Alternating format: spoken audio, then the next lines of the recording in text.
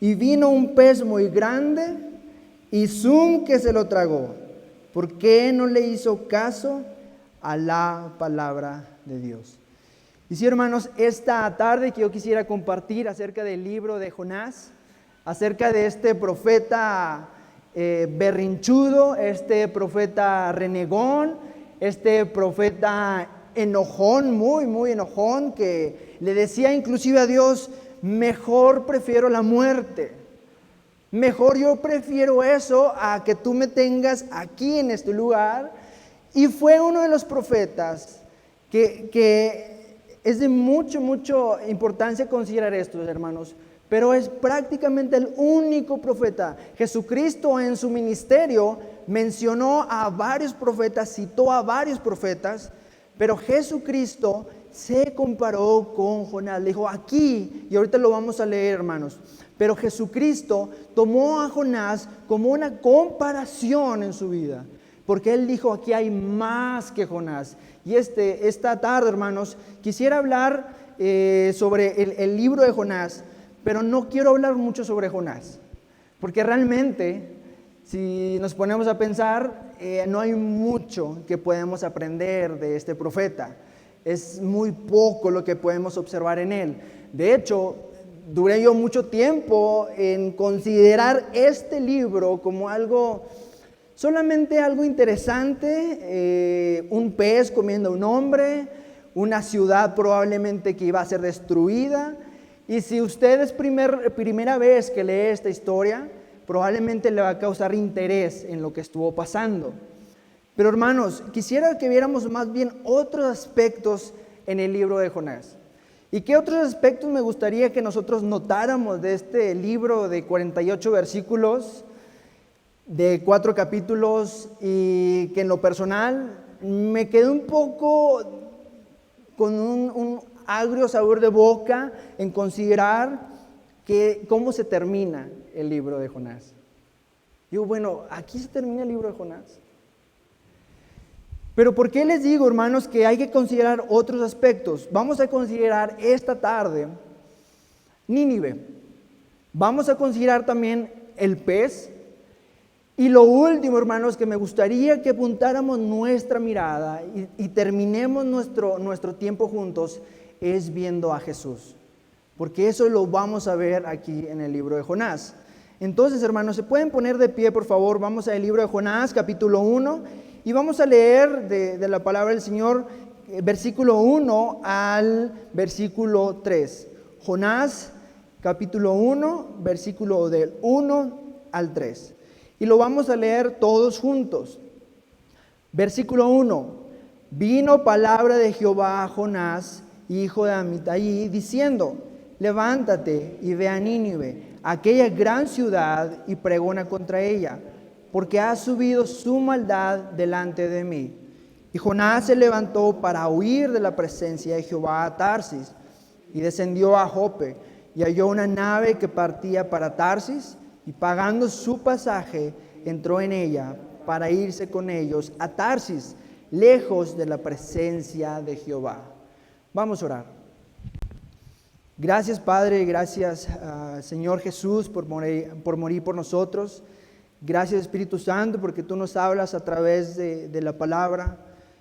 Señor, esta noche, esta tarde, quisiera poner ese tiempo en tus manos y que sea tu Espíritu Santo que hable a nuestras vidas.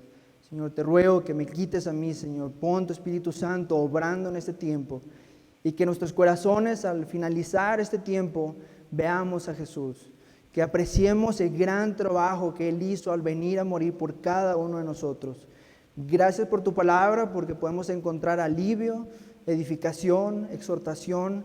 Gracias, Señor, porque nos has dado esta oportunidad de estar esta tarde aquí. Y es en el nombre de Jesús que oro. Amén.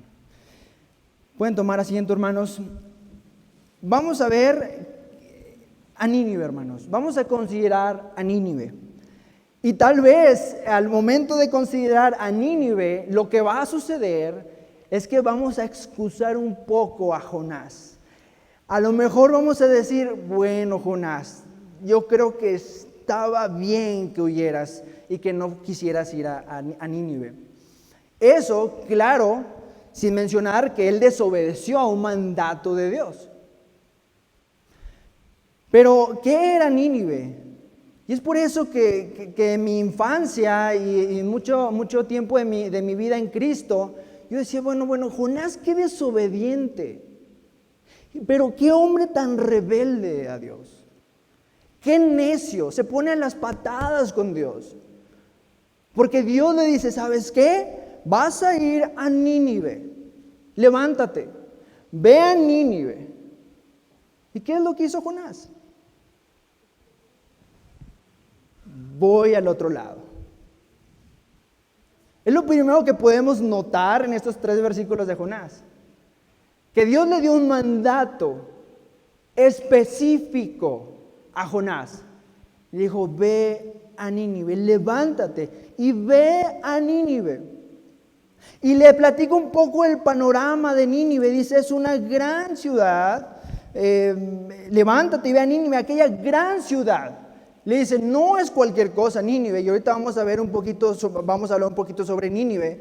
Dice, aquella gran ciudad, y pregona contra ella, porque ha subido su maldad delante de mí. De entrada no era un trabajo sencillo. Él tenía que ir a una ciudad que no era parte de Israel, no era parte, de hecho eran enemigos del pueblo de Israel. Él tenía que ir a esa ciudad a obedecer el mandato de Dios. Pero él no hizo eso. Jonás no hizo eso. Dice, yo mejor voy para allá. Inclusive no le importó pagar el pasaje. No sé qué tan caro era el pasaje. Pero probablemente de donde zarpó el barco, Tarsis no se ha ubicado en algún lugar específico. Hay algunos que dicen que Tarsis se refería solamente a un lugar muy lejano, muy lejano. Hay otros que dicen que eran costas de España. Entonces no era una travesía cualquiera. Y yo creo que él tuvo que invertir algo de sus ahorros para poder ir para Tarsis. Pero el motivo es que quería huir de la presencia de Dios. Quería alejarse de la presencia de Dios. Porque la presencia de Dios significaba obediencia. Y él no quería obedecer. ¿Saben algo que yo puedo observar en Jonás? Que era un nacionalista. Que los intereses políticos de su país le importaban más que obedecer el mandato de Dios. Yo decía, Jonás, no. ¿Por qué yo voy a ir con el enemigo? ¿Por qué yo voy a ir a hablarles? ¿Por qué yo voy a ir a compartir algo con el enemigo? Y vamos a ver la razón en el capítulo 4, y ahorita lo vamos a ver, no vayamos para allá todavía, pero vamos a ver la razón. Y Jonás lo dice, y gracias a Dios que lo dice. Gracias a Dios, porque vamos a entender más el contexto del libro de Jonás. Pero hermanos, Nínive era capital del reino de Asiria. Algunos de ustedes recuerdan, ¿verdad?, quién eran los asirios. Los asirios eran enemigos cantados, eran enemigos acérrimos del pueblo de Israel.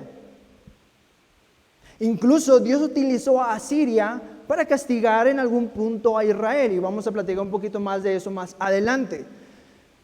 Pero los asirios tenían su capital, y su capital era Nínive.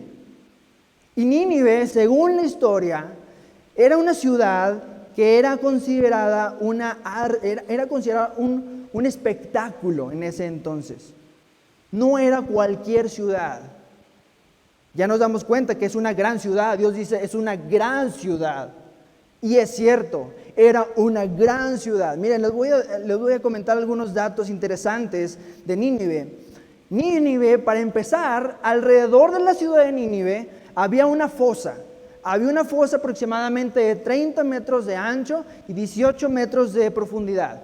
Entonces, entrar caminando a Nínive prácticamente era imposible. Era una ciudad que prácticamente era imposible entrar a caballo o a pie inclusive hasta nadando. Si una persona no sabe nadar, se va a ahogar en una fosa de 18 metros, ¿correcto?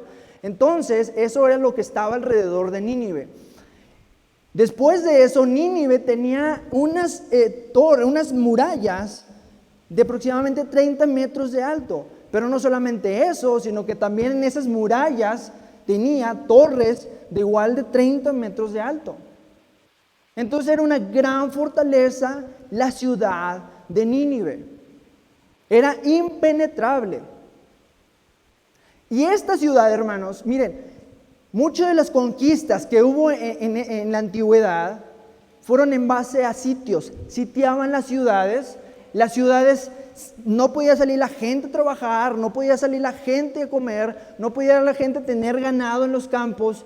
Entonces, ¿qué es lo que había en las ciudades? Había muerte, había caos, había enfermedades. Y así es como se conquistaban muchas ciudades en ese entonces, con los sitios. Encerraban los ejércitos, las ciudades amuralladas, no dejaban que nadie entrara ni nadie saliera hasta que la ciudad tenía que abrir las puertas, porque ya no había absolutamente otra forma. Y así se rendían muchas ciudades. Pero Nínive podía aguantar un sitio de 20 años, hermanos. De 20 años. Era mucho. Era mucho tiempo. Entonces, hermanos, Nínive no era cualquier cosa. No era un ranchito cualquiera, no era una ciudad pequeña. Y más adelante podemos observar que tenía aproximadamente, y lo dice la Biblia, no es aproximadamente, más bien dice 120,000 personas viviendo ahí dentro en Nínive. Pero había unas cosas interesantes aquí en este lugar. Es que también había uno de los templos más importantes en ese entonces de su diosa, que era Acera. Y ustedes han escuchado, hermanos, que en la idolatría pagana que había en ese entonces se hacían cosas atroces para sus dioses. Por mencionar algunas, sacrificios humanos, sacrificios de niños. Era lo que se hacía en esos lugares. Y Nínive se reconocía porque tenía uno de esos lugares paganos más impactantes en ese entonces ahí. Entonces, Nínive era la capital, no solamente cultural, no solamente militarmente hablando, pero religiosamente hablando, era la capital del mundo. Ahorita podríamos pensar en Washington, podemos pensar en Pekín, en Moscú, y así podemos seguir. En ese entonces, solamente era Nínive el lugar del mundo. Y en Nínive, hermanos, ¿ustedes han escuchado alguna vez el Rabsacés? ¿Qué es lo que así hizo el Rabsacés? El Rabsacés fue a intimidar al rey Ezequías, ¿verdad? ¿Por qué? Porque era tanto su sed de conquistar. Mire, el pueblo de Israel, en la geografía, Israel estaba en el paso entre Nínive y Egipto, que Egipto era el punto clave para ellos conquistar. Entonces, por eso había choques constantes con los judíos. Pero no ellos eran el objetivo principal. Pero quisiera solamente compartir 2 versículos y si quieren lo busquen, solamente los voy a leer. Nahum 3:1 dice, ay de ti. Nahum 3:1 dice, ay de ti, ciudad sanguinaria. Ciudad sanguinaria, toda llena de mentira y de rapiña, sin apartarse del pillaje. Eso era lo que decía Dios de Nínive. Ay de ti, ciudad sanguinaria. Y más adelante en Sofonías capítulo 2, versículo 13, Sofonías 2:13 dice, es una descripción igual de Nínive. Y extenderá su mano sobre el norte y destruirá a Siria y convertirá a Nínive en asolamiento y en sequedal como un desierto. Versículo 15.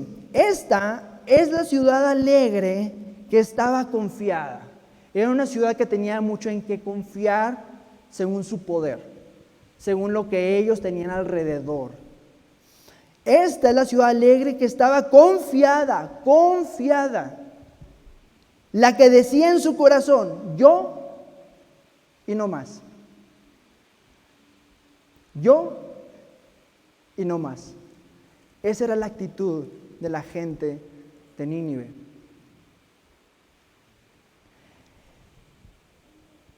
Y algunas cosas que describían a los ninivitas era crueldad. Los asirios fueron considerados de los ejércitos más crueles.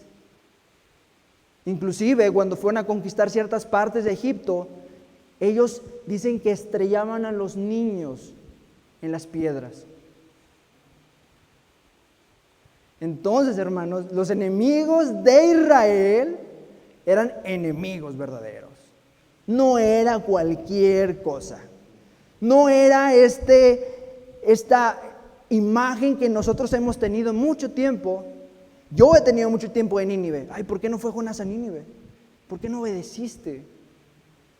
Realmente Nínive era un lugar de pecado, era un lugar de rebeldía, era un lugar de robos, de sangre.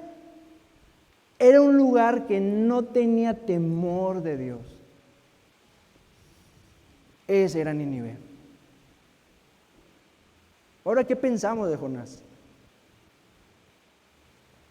¿Qué pensamos de Jonás ahora? Y si consideramos que Jonás era nacionalista, pues menos, ¿verdad? Yo creo que menos. Podríamos decir, Jonás, qué rebelde eres. Pero ¿saben qué, hermanos? En este punto quiero decir algo. Muchas veces nos parecemos a Jonás nosotros. Muchas veces parece que nosotros somos igual que Jonás. Pero me voy a atrever a decir algo, hermanos. Muchas veces no somos como Jonás.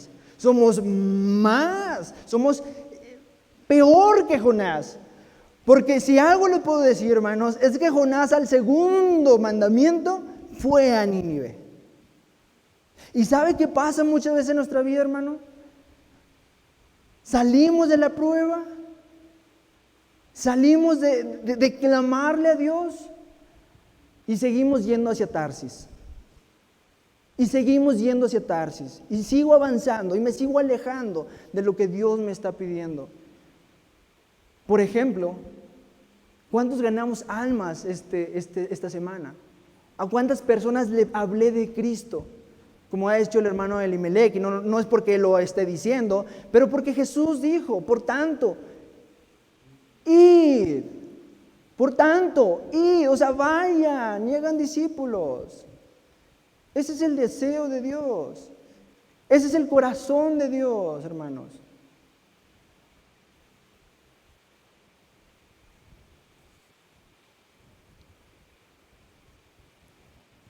Si una de las cosas que el Rabsacés dijo a Ezequías, le dijo, ¿dónde está tu Dios?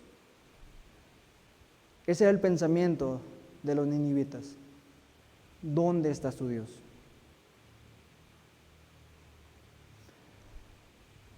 Pero Jonás no quiso ir ahí. Y vamos a ver, no voy a leer completamente el pasaje, pero vamos a estar observando algunos puntos claves de la vida de Jonás en este aspecto. Versículo 4, pero Jehová hizo levantar un gran viento en el mar, y hubo en el mar una tempestad tan grande que se pensó que se partiría la nave. Entonces, hermanos, nosotros conocemos lo que sigue. Él decide irse para allá, pero ¿quién tiene el control de absolutamente todo? ¿Quién es soberano? Dios. Dios es soberano. No hay nada que se escape de sus manos. Dios ya sabía de antemano que iba a ser la decisión de Jonás. Pero veamos aquí otro aspecto, es que Dios no está obligando a Jonás a ir. No le está jalando, no, ¿cómo que no vamos? Ok, toma la decisión, súbete al barco, paga un pasaje yo creo que caro, sube el barco y empieza Dios a actuar. Hermanos, Dios tiene todo bajo control. No hay absolutamente nada, hermanos, que se escape de su mano. Y en este libro de Jonás es algo hermoso que podemos ver, que Dios está controlando hasta la tempestad del mar. ¿Alguno de aquí ha estado en alguna tempestad del mar, algún huracán? Por lo menos hemos visto videos. Es impresionante, ¿correcto? Es impresionante la fuerza del mar. Hace algunos años zarpé de la ciudad de La Paz, Baja California, y del puerto de Pichilingue iba para Los Mochis, Sinaloa, hace 5 años aproximadamente. Era una travesía de 6 horas, aproximadamente de 6 horas. Y en las primeras 3 horas, 4 horas de viaje, cruzando el mar de Cortés entre Baja California y Sinaloa, Baja California Sur, en esta travesía, hermanos, pues iba de noche, y para mí se me hacía algo, era la primera vez que hacía esa travesía, y para mí me impactaba el mar, me impactaba la oscuridad, pero después de un tiempo, ya después de 3 horas aproximadamente de ir en mar adentro, resulta ser que se empiezan a ver muchos relámpagos. Se empiezan a ver muchos, el cielo brillaba el cielo. Y nosotros íbamos para ese rumbo, o sea, íbamos para el rumbo de Sinaloa. Entonces, pues yo desconocía hacia qué lado iba a ir el barco, era noche, no veía nada, y aunque fuera viendo, pues yo creo que no iba a saber igual hacia dónde iba. Pero lo interesante es que a las 12 de la madrugada llegamos al canal para que el barco entrara a atracar ahí en Los Mochis, Sinaloa. Pero hermanos, empezó una lluvia terrible, tremenda. En verdad, algo que yo nunca en mi vida había visto. Y aunque no era un barco grande, era un ferry, el barco se movía. Pero lo más escandaloso de ese día, de esa noche, es que el barco no entró al canal. Y cuando yo vi las luces y ya aquí íbamos entrando, dije, bueno, Señor, gracias a Dios, llegamos, todo está bien y listo. Ahorita en un momento vamos a bajar y todo bien. No, el barco se paró, bueno, y lo que hizo el barco es que empezó a regresar mar adentro. Porque el ferry no podía entrar al canal, porque por los vientos y las olas fuertes que había, lo iban a aventar hacia los muros que había. Entonces lo más probable es que el daño iba a ser muy, muy terrible. Y que bueno, porque en ese entonces, pues bueno, era de noche y yo no quería estar en el agua y era algo que a mí me asustó mucho.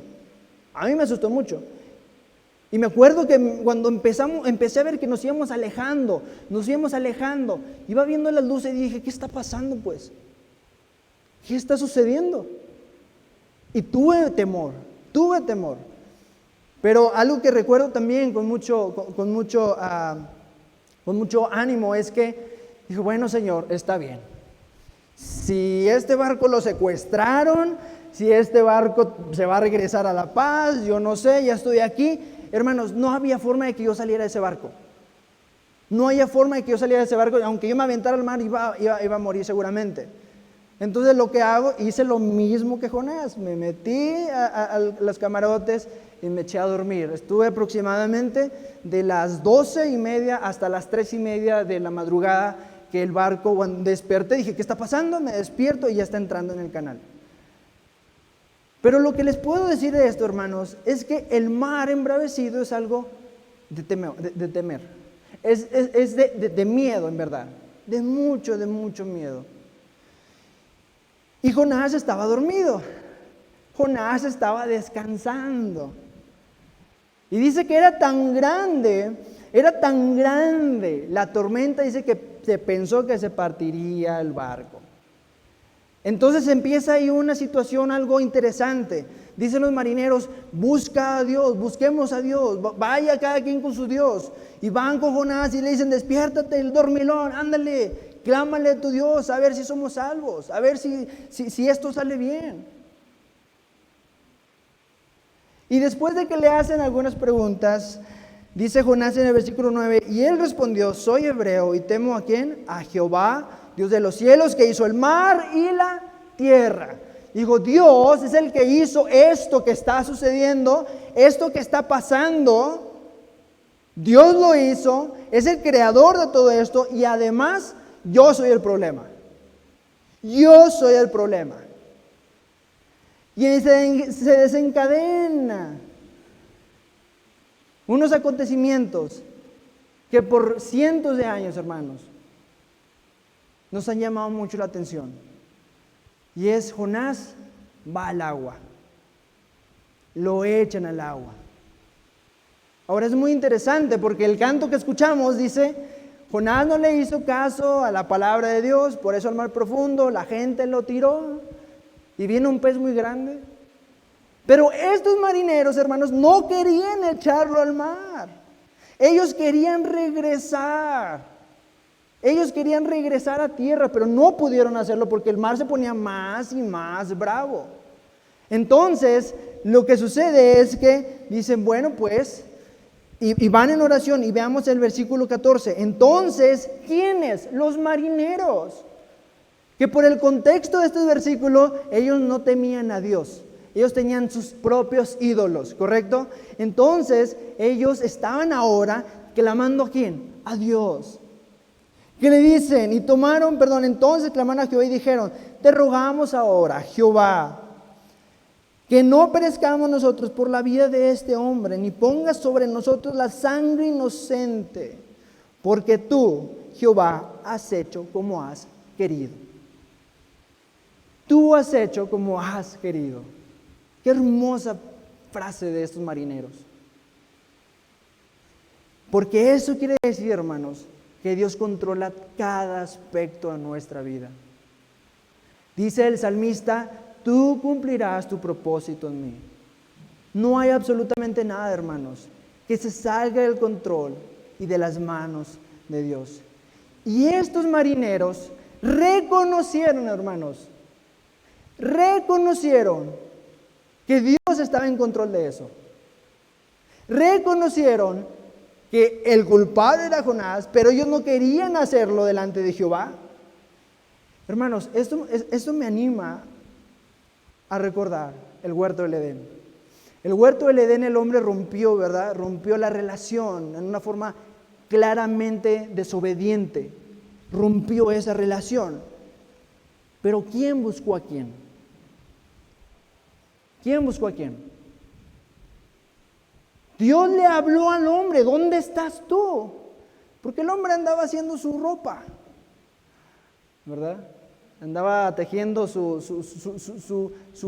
disfraz ¿cómo se llama? Del 31 de octubre. Estaba preparándose, según ellos, para esconder su vergüenza. Y Jehová va y le dice, ¿dónde estás? Porque Jehová quería tener comunión con ellos. Ese era el deseo de Dios. En otro momento, el rey David, cuando pecó con Betsabé, ¿se acuerdan de este suceso tan incómodo? ¿Quién buscó a quién? Después de varios meses, aproximadamente hasta 12 meses, entre 9 y 12 meses, David estaba en una rebeldía total. Es más, se murió Urías y ¿saben qué hizo? Mandó traer a Betsabé. Digo, no me basta solamente haber hecho lo malo, haber asesinado, pero ahora yo me quedo con la mujer de Urías. Y el siguiente, Jehová mandó a Natán. Hermanos, Dios siempre quiere restablecer la comunión con nosotros. Y es por eso que Él mandó a su Hijo Jesús a morir por nosotros. Porque no había nada, hermanos, en nosotros. No había absolutamente nada bueno que nosotros pudiéramos hacer para llegar a la presencia de Dios. ¿Qué dice la palabra de Dios? Porque por gracia sois salvos. Dios siempre buscando al pecador. Dios siempre queriendo alcanzar. Lo que está haciendo el hermano Javier no es de él. Es Dios en Nepal. Queriendo alcanzar almas allá. En muerte, en engaño, en idolatría. Dios queriendo alcanzar almas allá, hermanos.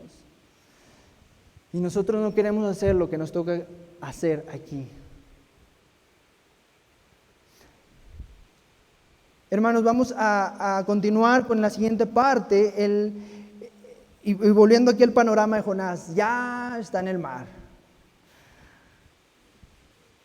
Y yo creo que no era un espectáculo muy, muy prometedor para Jonás, porque si se encontraba en medio de una tormenta y no sé si sabía nadar, yo he visto algunas ilustraciones que lo echaron al mar y que se fue al fondo del mar y no sé realmente cómo estaba en ese momento, pero yo creo que no tenía muchas probabilidades para sobrevivir. Y que quiero pasar al siguiente panorama que quiero observar con ustedes, el pez. En el canto pensamos y pretendemos decir que fue un castigo el pez, ¿correcto? Que fue un castigo que Dios mandó, porque fíjense lo que dice el versículo 1 del capítulo 2. Capítulo 1, versículo 17, pero Jehová tenía preparado un gran pez que tragase ¿a quién? A Jonás. Dios ya lo sabía, Dios ya lo había preparado, hermanos. Pero si el pez hubiera sido el castigo de Dios para Jonás, ¿saben qué hubiera pasado? Probablemente lo hubiera masticado. Lo hubiera masticado. O su sistema digestivo de este pez, no sé mucho de pescados, pero supongo que este pez en su sistema digestivo deshace.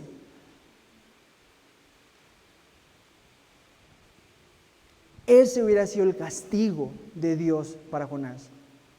Pero ¿qué dice la palabra? Tragó a Jonás. Hasta en eso tenemos un Dios amoroso. Hasta en eso tenemos un Dios tierno. Pero vamos a ver el aspecto del pez. ¿Por qué el pez? ¿Para qué el pez? Y honestamente yo pensaba mucho tiempo que sí, realmente el pez era causa de su castigo, pero les pregunto, ¿cuánta probabilidad tenía que Jonás aguantara en el agua? Aunque estuviera calmado, eran pocas, eran muy pocas. Y aún, hermanos, estando dentro de la panza del pez, dice que él descendió. ¿Qué hubiera pasado si Jonás hubiera tratado de escapar de ese pez? ¿Qué tal si él hubiera sacado su navaja y abierto la panza del pez? Hubiera salido, la presión lo hubiera deshecho. En segundos hubiera perecido.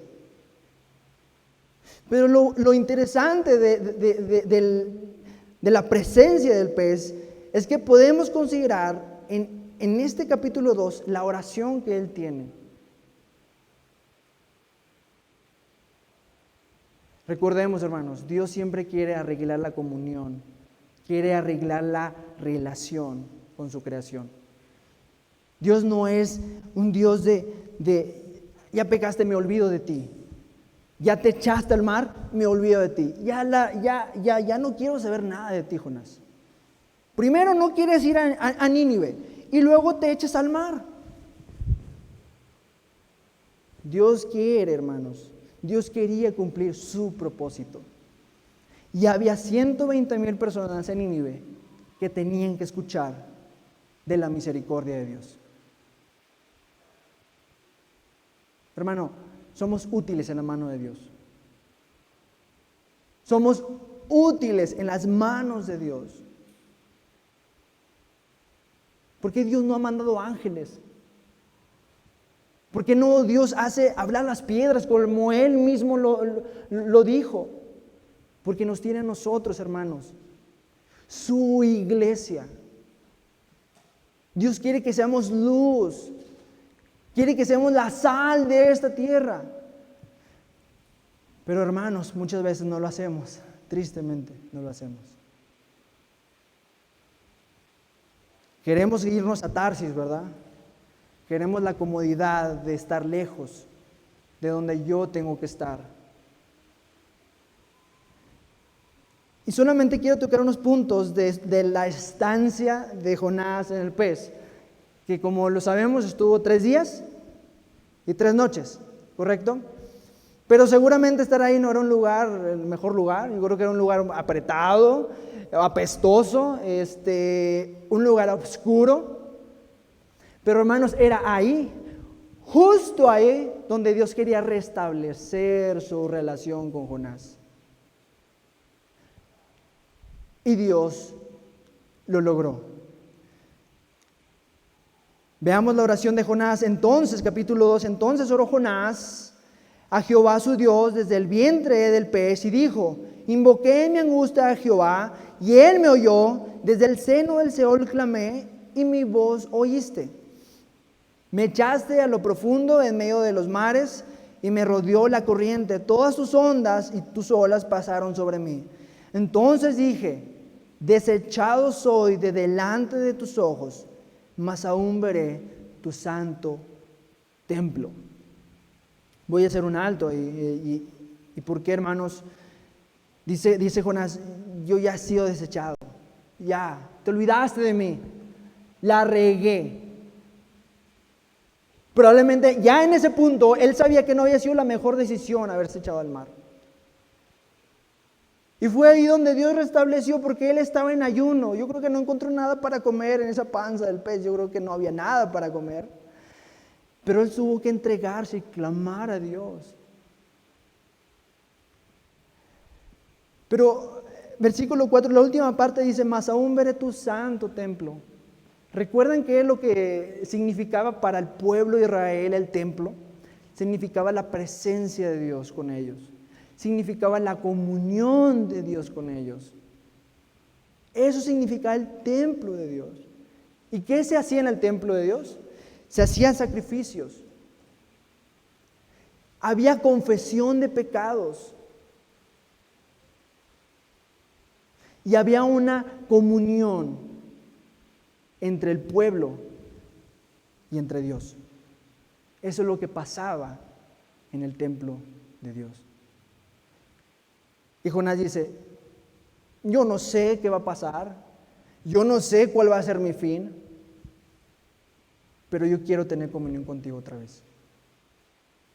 Yo quiero voltearte a ver a ti, Dios. No sabía que él iba a estar 3 días y 3 noches.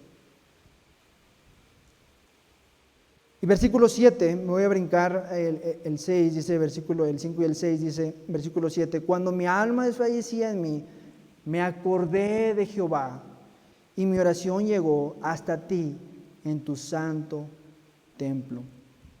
Versículo 8: los que siguen vanidades ilusorias, sus misericordias abandonan, mas yo con voz de alabanza te ofreceré sacrificios, pagaré lo que prometí, las salvaciones de Jehová. Ahora sí, hermanos, él sabía que la iniciativa de Dios, la iniciativa era, no de Jonás, era de Dios. Porque por gracia sois salvos. Dice, por medio de la fe, y esto no es de nosotros, esto no es tuyo ni mío, hermanos. Esto es un regalo de Dios, esto es un don de Dios, hermanos. Y todavía dice, no por obras para que nadie se gloríe. En este punto, Jonás dijo, solamente tuya es la salvación. No sé qué más pasaba en la mente de Jonás en estos 3 días, pero probablemente había lamentos, ¿verdad? De no cumplir la voluntad de Dios. Hermanos, el pez pueden ser las pruebas que estamos pasando. Hablábamos con los jóvenes en Casa Esperanza. Miren, Casa Esperanza no es el lugar más cómodo, no es un hotel de 5 estrellas, no es un bonito Airbnb, no lo es Casa Esperanza. A nuestra comodidad que estamos acostumbrados los mexicanos, tal vez no es lo que yo espero para estar ahí 10 años, 15 años. Pero es ahí, hermanos, donde hombres rebeldes, hombres que han destruido su vida por tantos años, encuentran a Dios. Es ahí donde restablece la relación, la comunión, Dios con el hermano que está ahí en Casa Esperanza. Y eso hablábamos, bueno, aquí no es el mejor lugar, no es el lugar más cómodo que quisieras pasar aquí muchos años, pero es aquí donde Dios te quiere hablar. Y hermanos, cuando haya pruebas en nuestra vida, cuando haya luchas en nuestra vida, porque todos tenemos en nuestra vida. Veamos a Dios, vayamos a Él. No consideremos lo apestoso del pez, no consideremos lo encerrado, lo oscuro de la prueba, de la lucha. Y fíjense lo que dice, hermanos, igual no lo busquen, pero Proverbios 3:11 y Hebreos 12:16 dice, Proverbios 3:11 dice, no te fatigues, hijo, no te fatigues cuando Jehová te castiga. Hebreos 12:6 dice, Dios disciplina al que ama. Dios permitió esto en Jonás porque quería que Jonás volteara a verlo a él, pero también fue como parte de su reprensión. Aunque si hubiera sido de otra manera, como Jonás lo estaba haciendo, hubiera muerto, ¿verdad?, en el mar. Por eso es que la palabra de Dios, hermanos, una de las cosas que yo puedo observar es que Dios es un Dios misericordioso. Misericordioso. Si yo tengo misericordia, el que quiero tener misericordia, es un Dios de gracia. Nos da lo que no merecemos. Y tiene misericordia, no nos da lo que nosotros merecemos. Y la última cosa, hermanos, que quiero tocar con ustedes es, y aquí Jesús.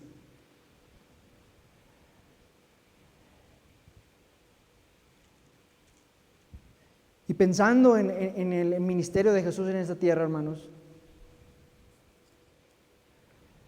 veamos en Mateo capítulo 12, vayamos a Mateo capítulo 12, ya prácticamente estamos en la parte final de este tiempo.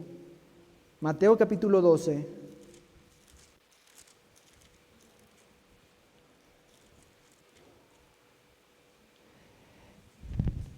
Versículo 39 al 41.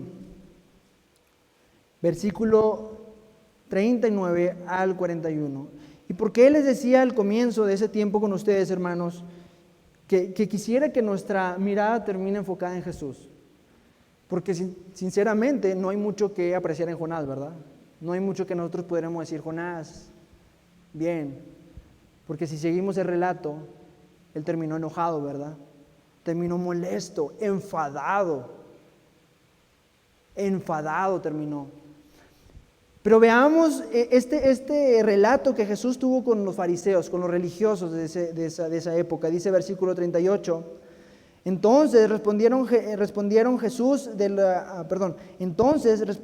algunos de los escribas y de los fariseos diciendo, Maestro, deseamos ver de ti señales. Y veamos la respuesta de Jesús. Él respondió y les dijo, la generación mala y adúltera demanda señal, pero señal no le será dada, sino la señal del profeta Jonás. Porque como estuvo Jonás en el vientre del gran pez 3 días y 3 noches, así estará el Hijo de Hombre en el corazón de la tierra 3 días y 3 noches. Los hombres de Nínive se levantarán en el juicio con esta generación y la condenarán, porque ellos se arrepintieron a la predicación de Jonás. Y he aquí, más que Jonás en este lugar. Ahora acompáñenme a Lucas, al Evangelio según San Lucas. Es un relato similar al que estaba sucediendo en ese entonces. Lucas capítulo 11 y versículo 29 al 32. Y apiñándose las multitudes, comenzó a decir, esta generación es mala, demanda señal, pero señal no le será dada sino la señal de Jonás. Porque así como Jonás fue señal a los ninivitas, también lo será el Hijo del Hombre a esta generación. Versículo 32. Los hombres de Nínive se levantarán en el juicio con esta generación y la condenarán. Porque a la predicación de Jonás se arrepintieron, y he aquí más que Jonás en este lugar. Más que Jonás en este lugar. Hermanos, Jesús es nuestro mejor Jonás.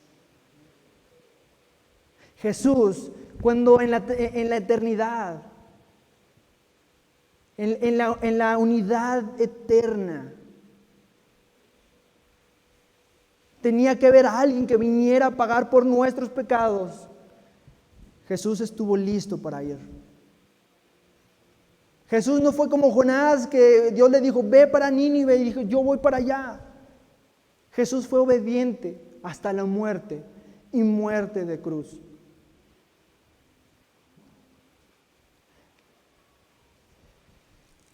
Y no solamente eso, hermanos. Pero Jesús, recordando el relato de Jonás, ¿qué hizo? Salió de la ciudad para ver qué es lo que pasaba con Nínive. Salió Jonás a ver qué espectáculo le esperaba. A lo mejor iba a ver otra vez lo que pasó con Sodoma y Gomorra. Una columna de fuego. Pero Jesús no salió de la ciudad para presenciar el espectáculo. Jesús fue espectáculo. Jesús salió de la ciudad para llevar nuestros pecados, hermanos. Jesús le dijo al Padre, yo voy. Y por eso clamaba en la cruz, Dios mío, ¿por qué me has desamparado? Hermanos, Jesús es nuestro mejor Jonás. Y es por eso que estamos aquí, hermanos. Gracias a Él. Gracias a su muerte redentora. Que nosotros, siendo unos ninivitas declarados a Dios, un pueblo rebelde, nosotros siendo eso, Jesús vino a pagar por cada uno de nuestros pecados y nos hizo limpios en el amado, hermanos. Es por eso que en Apocalipsis, y me gustaría, hermanos, que nuestro pensamiento termine como en Apocalipsis. Apocalipsis capítulo 7 dice que no se encontraba nadie digno. Capítulo 6, nadie digno, ni en el cielo, ni en la tierra, ni debajo de la tierra. Solamente Jesús se encontró, el Cordero como inmolado. Y terminaban diciendo, digno es el Cordero. Digno es el Cordero, hermanos. Porque si algo podemos llevarnos esta noche, no es Nínive, no es Jonás, es a nuestro mejor Jonás, que es Jesús. Y que cada actividad que hagamos a partir de mañana, cada respiración de este momento, cada paso que hacemos, cada pensamiento que tenemos, sea digno para Jesús. Porque Él es digno, hermanos, de toda nuestra adoración. Jonás dijo, Dios, ¿no es esto lo que yo decía estando aún en mi tierra? Por eso me apresuré a huir a Tarsis, porque sabía que tú eres Dios clemente y piadoso, tardo en enojarte y de grande misericordia, y que te arrepientes del mal. Por eso me fui a Tarsis, porque yo no quería que tú los perdonaras. Jesús vino a perdonarnos, hermanos. Jesús vino a entregar todo por nosotros.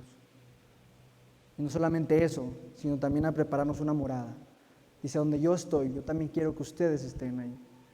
Y dice primera carta de Juan, dice, esta es la promesa, la vida eterna.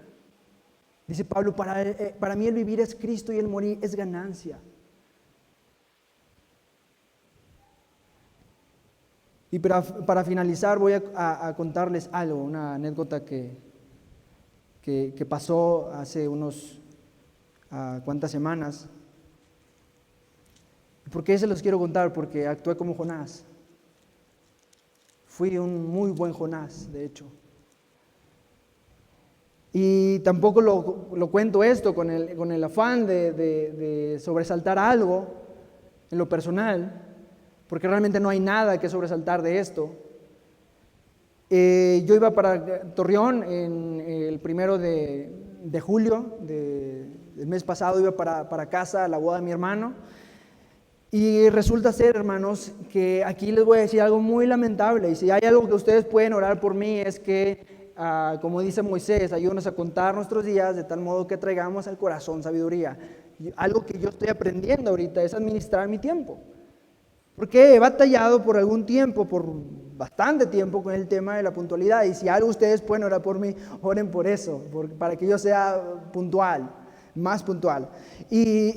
Puntual, no más puntual, puntual. Pero algo interesante, hermanos, es que, miren, y debo aquí confesar algo. Si hubiera un campeonato, si hubiera un primer lugar, un premio, para el que más pierde vuelos y más pierde autobuses, ese soy yo, hermanos.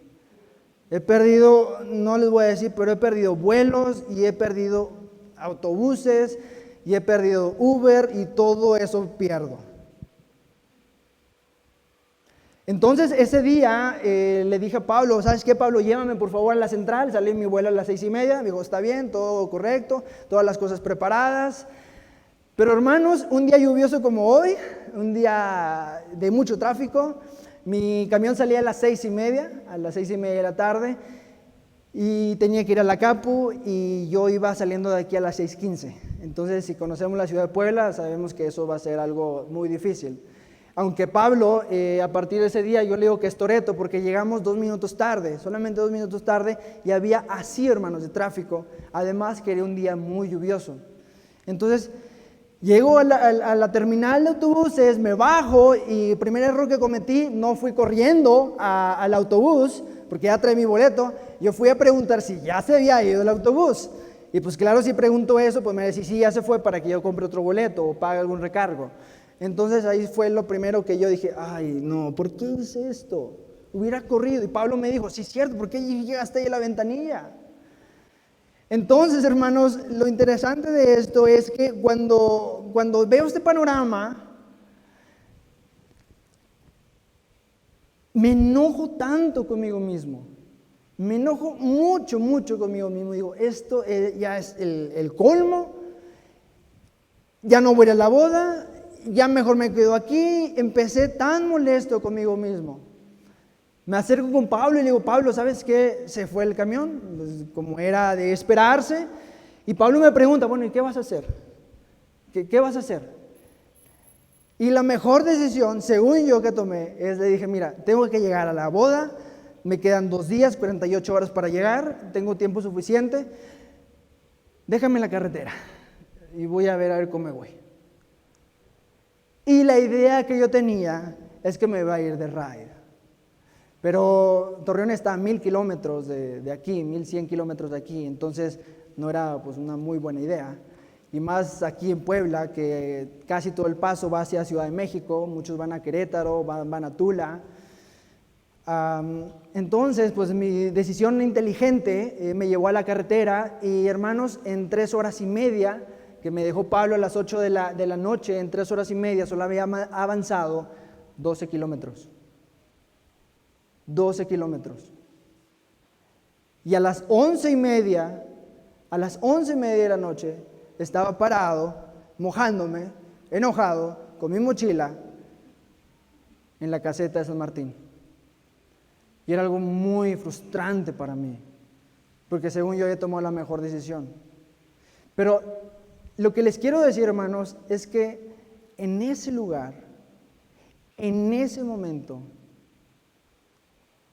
como dice Jonás, me acordé de Dios. Ya dije, ok, ya estás muy mojado, ya está haciendo frío, y dije, me voy a ir a Puebla otra vez. No voy a la boda, tenía mi celular en modo avión, no quería saber absolutamente nada de nadie, porque ya tenía que ir en carretera yo en ese entonces. Pero en ese momento, hermanos, dije, Señor, está bien, ya, perdóname. Yo la regué. Es mi error. Es mi culpa estar aquí. Administré mal mi tiempo. Y es mi problema estar aquí. Pero Señor, ten misericordia. Ya no me quedaban 48 horas, me quedaban 45 horas porque los estaba teniendo en el reloj. Me quedaban 45 horas para llegar a la boda y solamente había avanzado 12 kilómetros. Pero en ese momento, hermanos, en que yo me puse en oración y dije, Señor, ya está bien. Dije, Señor, a lo mejor tienes por aquí a un buen samaritano que pueda pasar. de todos los cientos de camiones, carros que pasan por aquí. Señor, alguien que me ayude.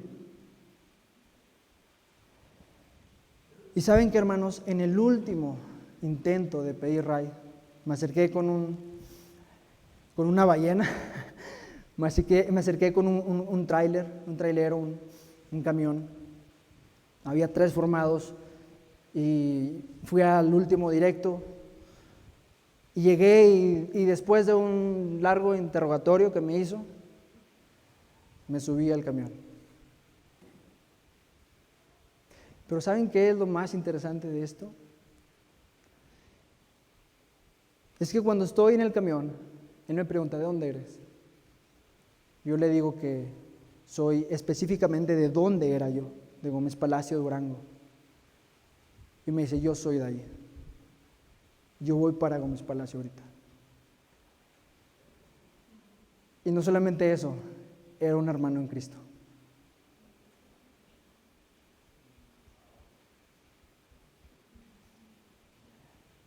Y a la hora de haberme subido, dormí toda la noche en el camarote. Y después de 18 horas de viaje en ese tráiler, llegué a casa a unas cuantas cuadras de mi casa. ¿Qué aprendí en esto? Y les puedo platicar muchos detalles de ese viaje, pero algo aprendí, es que Dios escucha la oración de alguien que se humilla delante de Él. De alguien que va de rodillas y le dice, Señor, ya no puedo más. Señor, pequé. El hijo pródigo así regresó, ¿verdad? He pecado contra el cielo y contra ti.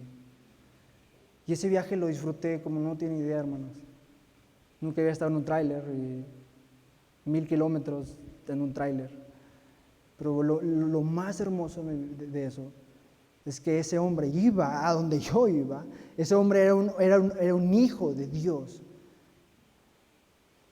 Pero fue hasta que yo me humillé, hermanos. Fue hasta que yo dije, está bien, Señor.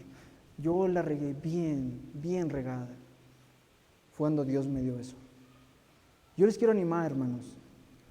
Yo les quiero animar en verdad a que si esta noche hay cosas que tú tienes que entregarle a Dios, hazlo.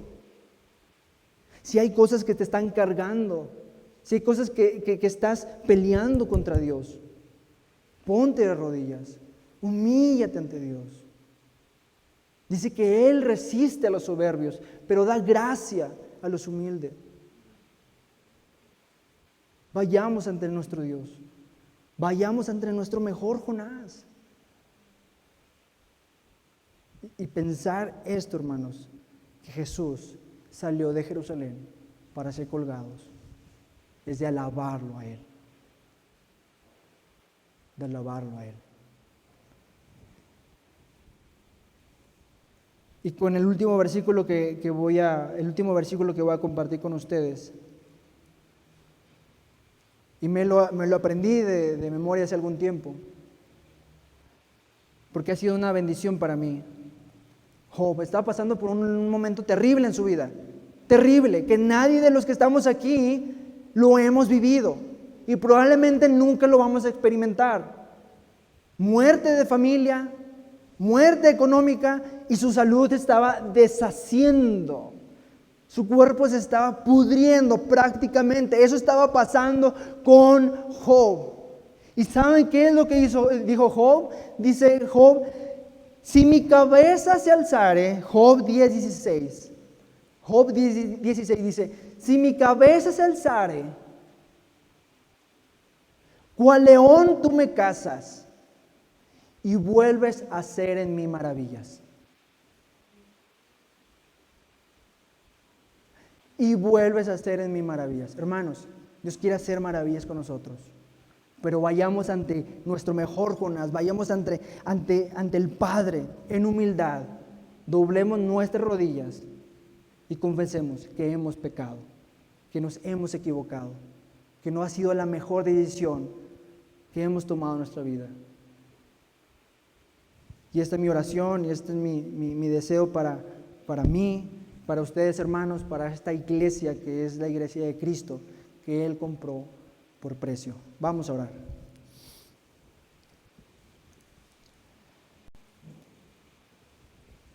Gracias, Padre, porque tú eres bueno, porque tu misericordia es nueva cada mañana. Grande es tu fidelidad. Padre, reconocemos que hay cosas en nuestra vida